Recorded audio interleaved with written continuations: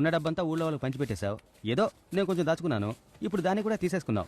మనకంటూ సేవింగ్స్ ఏ ఉండద్దా? ఈ రోజు సంపాదించింది ఈ రోజు ఖర్చు పెట్టేస్తేనే రేపు సంపాదించాలని ఒక ఇన్స్పిరేషన్ వస్తుంది. లేదంటే సోమరులు అయిపోతాం డార్లింగ్. అన్నం చల్లారిపోతే బాగోదు, ఫ్రిడ్జ్ లో దాచుకుని తినేట్టు ఉంటుంది. వేటాడి తింటేనే వెచ్చగా ఉంటుంది, ఫ్రెష్ గా ఉంటుంది. Is it? Excuse me. Sir ఏంటి సార్ ఇలా వచ్చారు? స్వయంగా వచ్చి చెప్పాల్సిన విషయం నమస్కారం అండి. బాబు. నమస్కారం. అందుకే కుటుంబంతో వచ్చాను. రండి సార్ రండి కూర్చోండి. Thank you. నా భార్య నమస్కారం. నమస్కారం. హాయ్. తాగడానికి ఏమైనా తీసుకురా. వాళ్ళకి మంద అలవాటు ఉందా మావా? అమ్మాయి పెళ్లి కదా, ఫస్ట్ ఇన్విటేషన్ నీకు ఇచ్చిపోదామని వచ్చాను. నాకు ఫస్ట్ ఇన్విటేషన్. ఈ పెళ్లి జరగడానికి ముఖ్య కారకుడివి నువ్వే కనుక నీకివ్వడమే కరెక్ట్. నువ్వు ఆ ప్రాబ్లం సాల్వ్ చేయకుండా ఉండుంటే మేం ప్రాణాలతో బతికుండేవాళ్ళం కాదు.